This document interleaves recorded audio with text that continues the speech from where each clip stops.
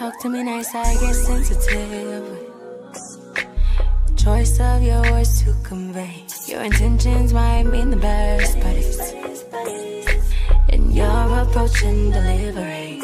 I get so dull by my triggers, probably from niggas who thought that they own me. Really consider that I do, you do, we do good on our own. Back on my throne, like yeah. Accept me at my worst, like you do my best. Better than I was last year. I've been facing tests, separate from the rest.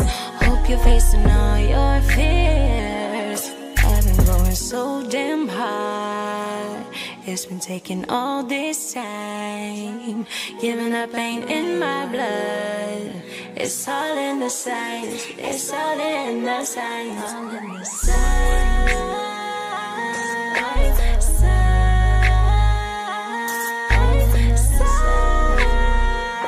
It's all in the signs. It's all in the signs.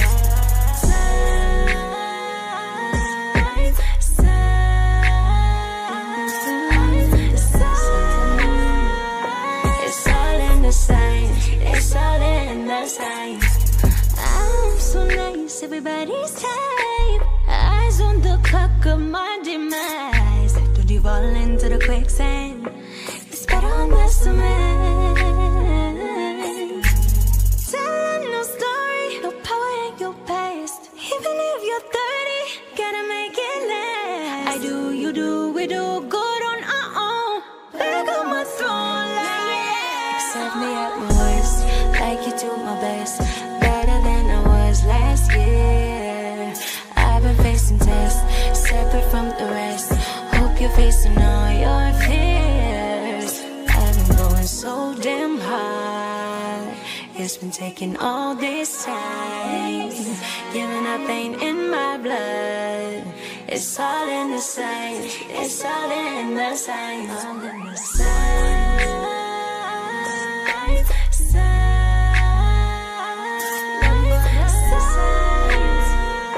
It's all in the signs. It's all in the signs. It's all coming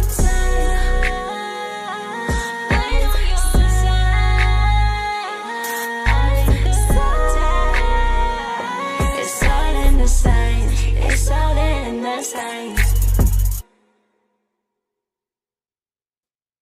Honor and respect, honor and respect, honor and respect. Greetings and salutations, one and all.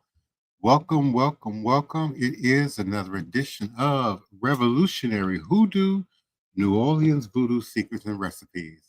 I am joined by my beloved co-host, the Queen Mother, Tony Val Martinez. Thank you so much, beloved, for being so consistent in joining and supporting us here tonight. How are you doing? I'm fine. Alapia. Peace and blessings. Peace and blessings to everyone out there. And how are you? Have you recovered from the National Voodoo Days festivities last weekend? Listen, for me, it began with Carnival and already being sleep deprived, from Carnival season, going right into National New Orleans Voodoo Day. It's been a lot. It's been overwhelming, and certainly we are still filming. We're almost ready, to launch our first season of our TV show that we've been filming now for several years. And so, yeah, I'm sleep deprived still, but I'm catching up with it. We are certainly moving on to National New Orleans Voodoo Day number 3, year 2026. And if this year was any indication, it will be spectacular. Oh my goodness, the delegation from Ouida, Benin couldn't have been more warm and open and embracing, informative and educational.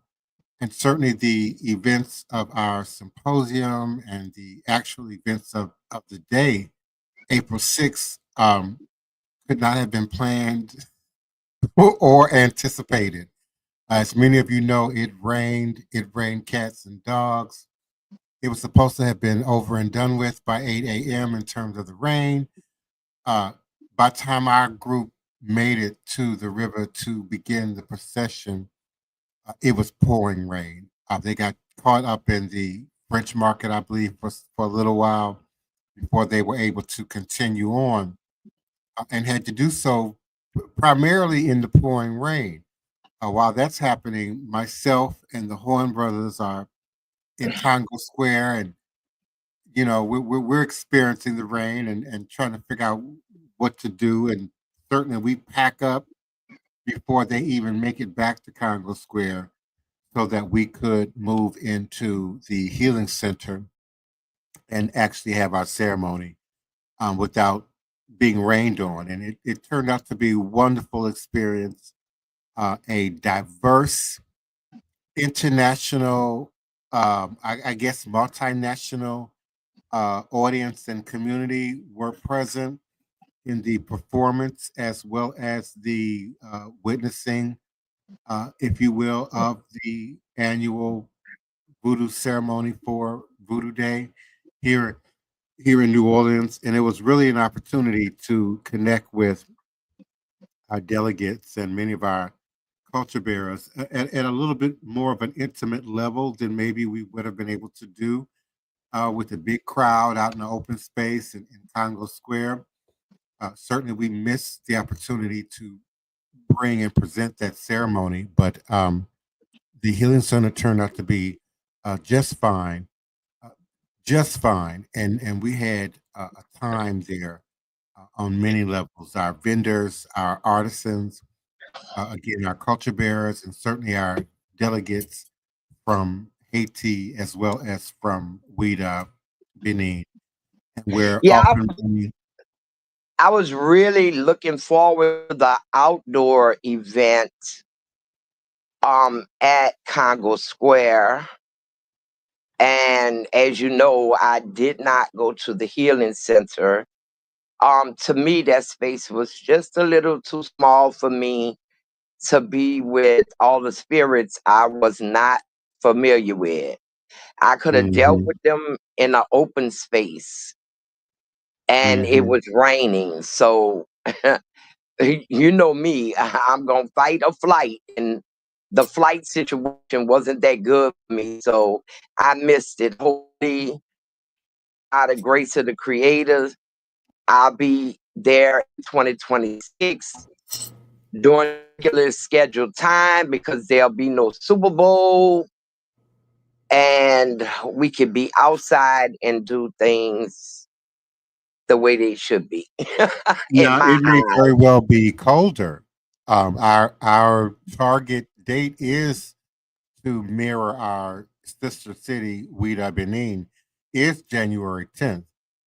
So traditionally, technically, historically, this event should have been and would have been, if not January 10th, the closest weekend dates to that. So we may very well be on our target date next year. It'll certainly be a different season. That Yeah, but host, you know, in New Orleans, our seasons don't go winter, summer, spring, and fall. Our seasons go crawfish season, Mardi Gras season. I know that, but So we even as never I'm know asking, how the weather is going to be here. And hopefully it'll be more spring like those days because 2 days later it might snow. perhaps, but we are You talking about know, January, and even yeah, as a Black masking Indian, January, February, those are target months for me in terms of the weather, and we certainly appreciate it being colder, in a Mardi Gras in a masking Indian suit. Um, so we prefer the colder weather, and typically that's what we get around Mardi Gras Day. But in terms yeah, of the voodoo ceremony and the type of dress, the white, some people find it challenging to find warm clothes in white. I'm not quite sure why, but some people do find that challenging. I have white long johns, white African formal, casual, you know, but I guess I'm more in rhythm with the ritual processes, and we typically wear white a lot in voodoo, so we might have a more of an abundance. But Yeah. yeah, we certainly appreciate warmer weather for National Voodoo Day, but a little bit cooler weather for Mardi Gras Day in terms of Black masking culture. I also Well, wanted to know. Go ahead. go ahead. No, you go ahead. You also wanted to. I just wanted to note that we've gotten word down from our production, and we're only allowed right now to do 30-minute podcasts. So this podcast from here on out, at least for this season, will be from 9 p.m. U.S. Central Standard Time to 9:30. So I know I have some listeners that like to wait and jump on after the introductions, or wait and jump on, right at the end. Uh, you'll certainly be welcome to do so, but you will be enjoying the broadcast in archive if you arrive after 9:30 moving forward. Thank you for allowing me to get that out, Tony. Yeah. Well, all day today, I have been pondering on how we could get our younger children interested in about learning about the Orisha, leading up to the understanding of voodoo and hoodoo at an earlier age, because I'm at home and I watch my 3-year-old granddaughter during the daytime. And she comes in with this wand, a wand lights up, and comes over to me. He says, "Bibbity bobbity boop, you're a pumpkin." And I say, "What? I'm a pumpkin?" And she said, "But you didn't turn." So Oh she my. does it again. She waves it in the air toward me, and she goes, "Bibbity bobbity boop, you're a pumpkin." And I'm like, "No, it doesn't work like that." And she says, "Yes, it does." Now, I don't know. You don't have no little kids. I don't know. But that bibbity bobbity boop is from one of the Disney movies. I think it's Cinderella, where they turn the fairy godmothers, these little fairies, turn the mice into horses with the wand, the pumpkin into a carriage. She spins around from rags into this beautiful ball gown, and it's very magical. And that made me think of when I was showing my grandson, who's 9, how to arrange his money and fold his money and fold it toward him. And I told him, talking to him, I say, "That's an old voodoo secret on how to get your money to come back to you." And when I said voodoo, boy, his eyes Hmm. lit up. He got this terrified look on his face.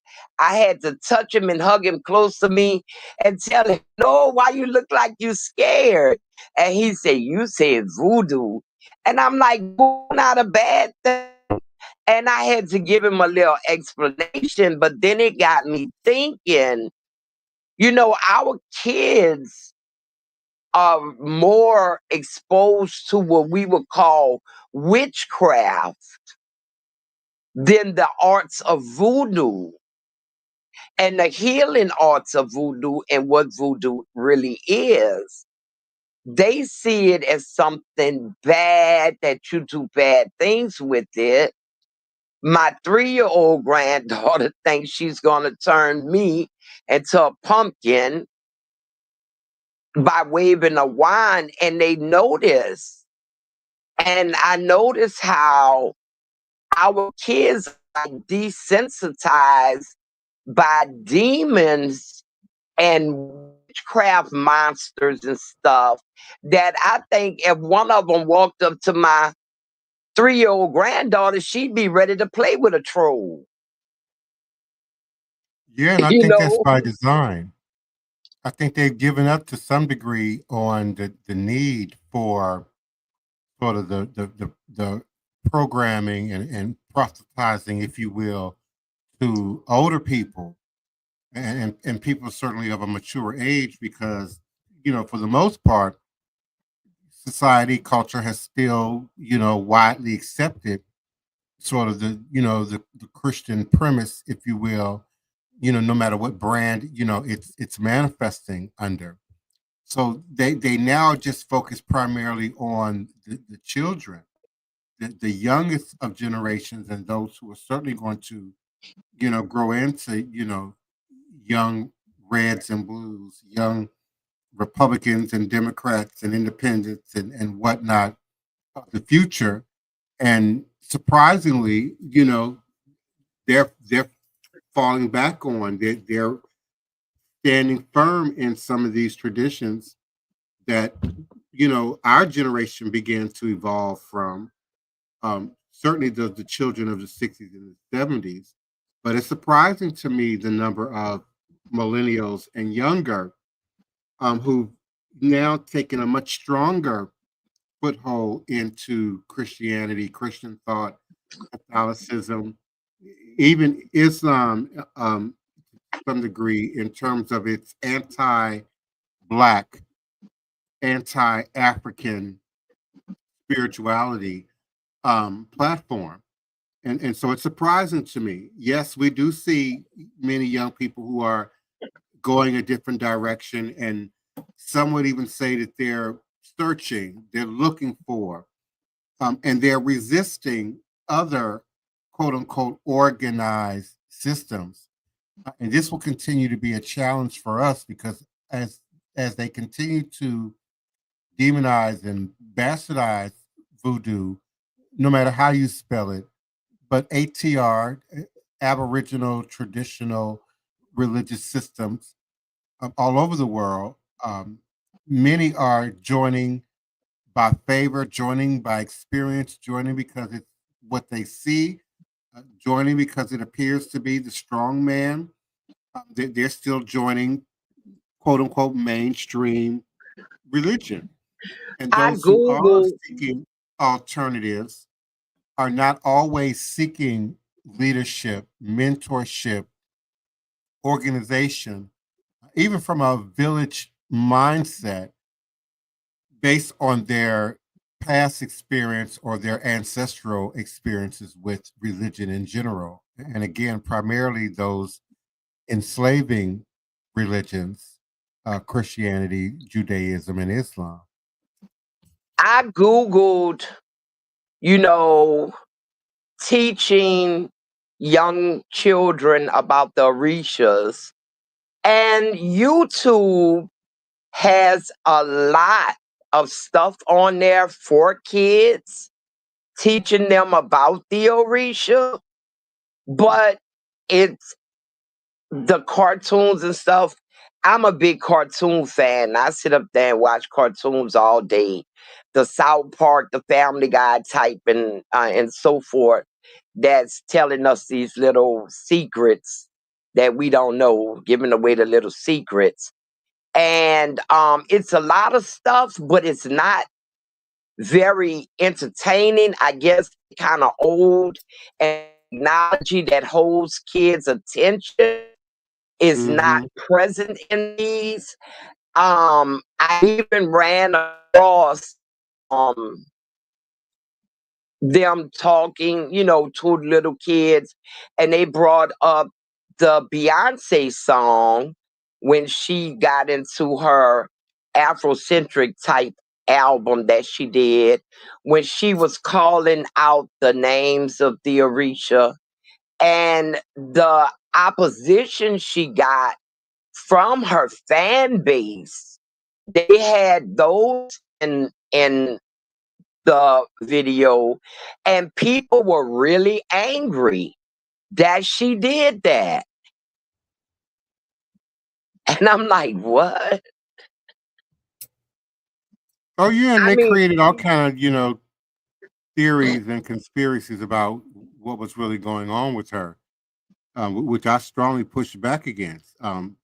Beyonce's never come out and said that she acknowledged Orisha, Lowa, or anything else. And some of what's being placed on her, and Jay-Z for that matter, in terms of alternative thought processes and Illuminati and the like, it's just pop cultural fodder, for conversation. So we don't know that that is indeed the case. I could certainly be a marketing ploy, and some strategic marketing people may have come together and said, "Hey, this is popular right now. People are sort of into this, in social culture, and let's add these stylistic nuances to your presence." But I think it's very dangerous. It's a slippery slope, if you will, to sort of assume what she was doing, without real information, without really questioning her in some way, about what she was doing, what it really meant, and if indeed there are, these other hidden subliminal nuances, to her music. I think she But did her Afrocentric phase. She moved on to her country music phase, and she might come out with the Japanese album next. Who knows? Um, when I saw her do it, I was kind of glad she did it just to expose her fan base to something different. oh Um, yeah, if they're going to be intrigued, if they're going to be enlightened, stimulated, curious enough to research, I think that's a good thing. When I think back to, let's say, India, well, not India Ari, Erica Badu. When her music came out at the time, it was considered sort of Afro futuristic, n- a new thing, a new wave of sort of black soul, R&B, hip hop, genre. And those first few songs, particularly On and On, they even begin to equate her with Billie Holiday, taking it yeah, way in terms of style and category. But what I liked about her was her lyrics and her style were interesting enough, creative enough, artistic enough that people went beyond just reciting her words, but really trying to make sense of what she was saying. And yeah, she they what started trying to permeated do the the style. research. Hmm. And then I see. India Hey, Arie and Maceo. Maceo says Beyonce claims to be a child of Oshun. that may be true, but I'm not aware. That may be true. I've never heard it or seen it or read it in print. That may very well be true, but I didn't know. Yeah, Thank you, you know, Solomon you know, Children. I'm Thank gonna you so much Google for it. joining us. You know, I'm gonna Google it. But Yes, it's indeed. just I didn't find what they offered on YouTube. I played some of it on YouTube for my 3-year-old, and they did not hold her attention at all. Like the learning shows she watched, or even some of the foolishness like Bluey she watched, and it was a lot of different people doing these things. And I see now I'm gonna have to do a deep search to find stuff for my grandkids to watch. You know, we basically went to church with our parents and learned Christianity and what that entailed, but we really don't have any organized rituals, services, set times where we could bring our children to. They're few and far in between, where we went to church every Sunday. Hmm. and every Wednesday and other days through the week.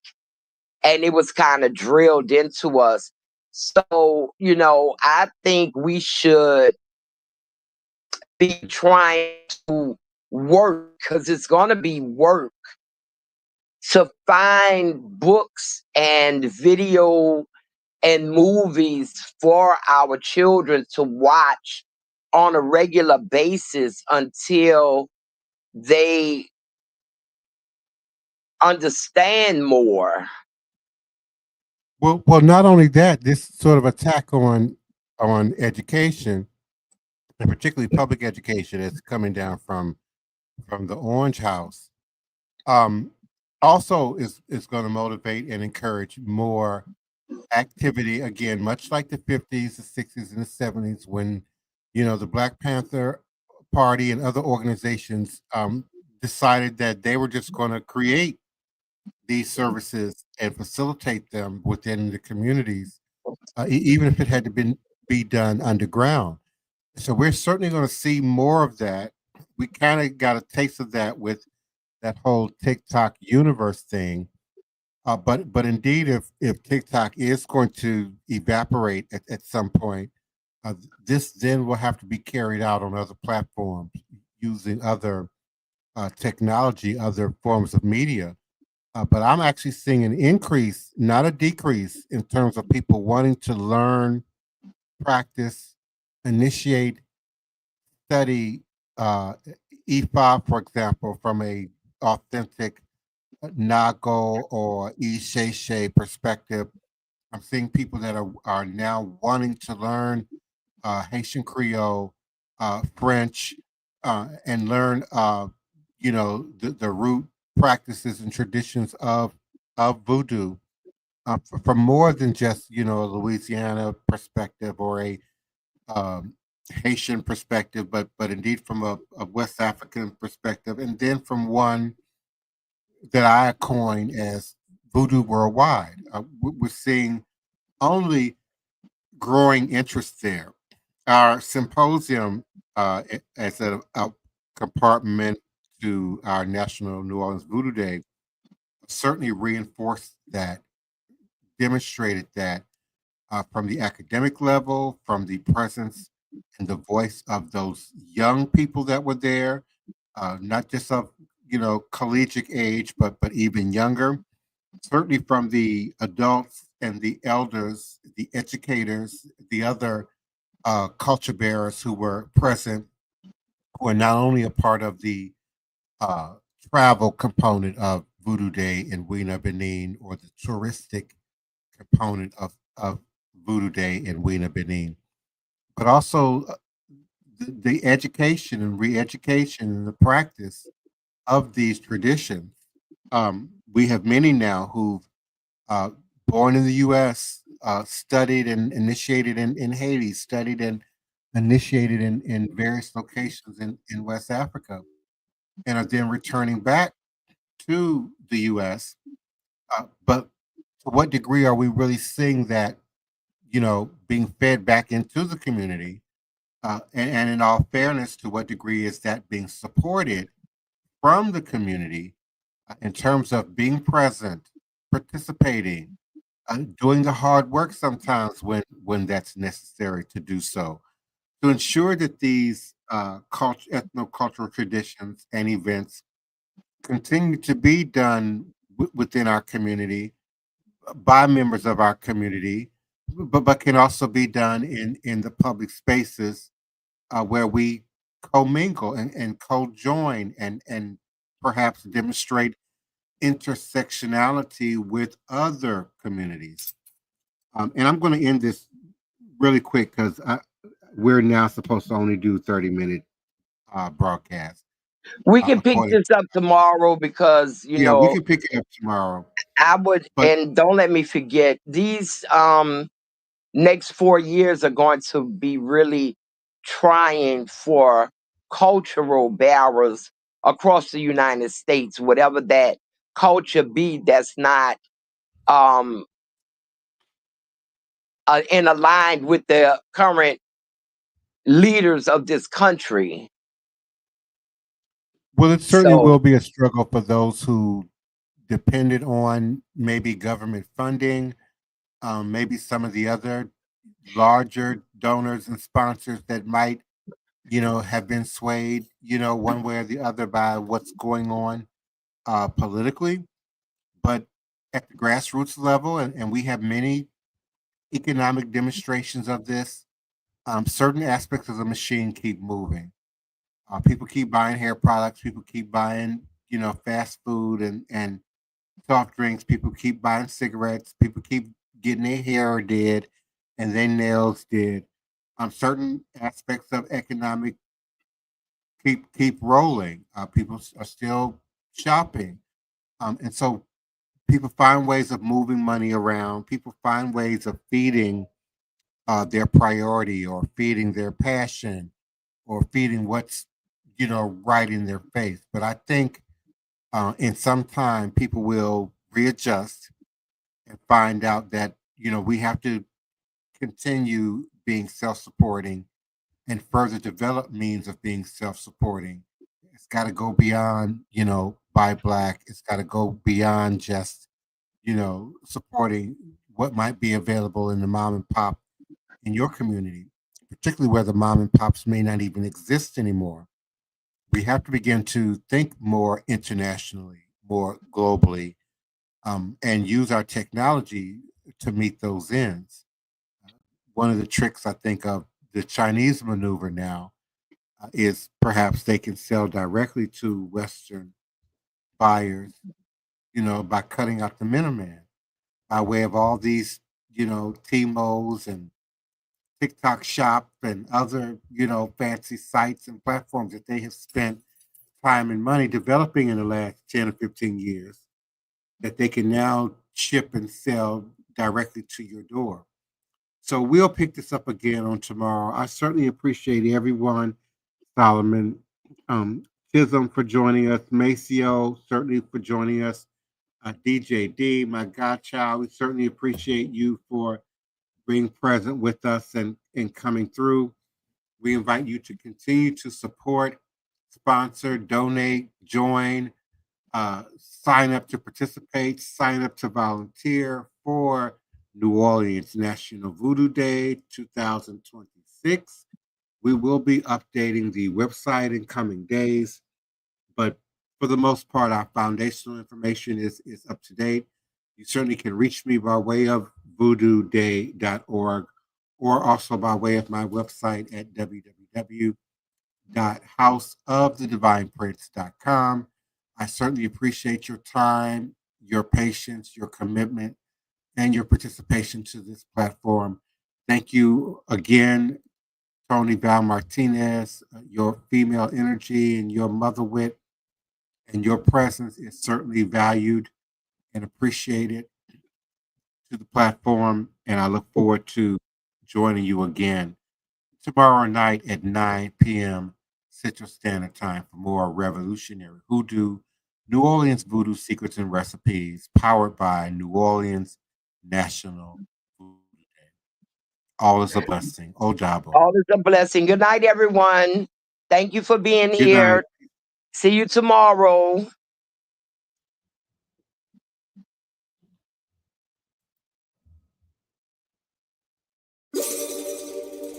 Audio Jungle.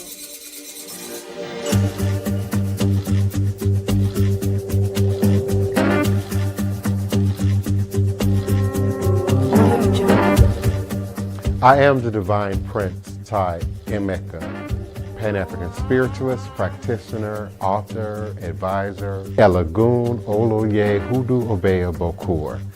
I reside in this beautiful and legendary, historic Treme, New Orleans, Louisiana.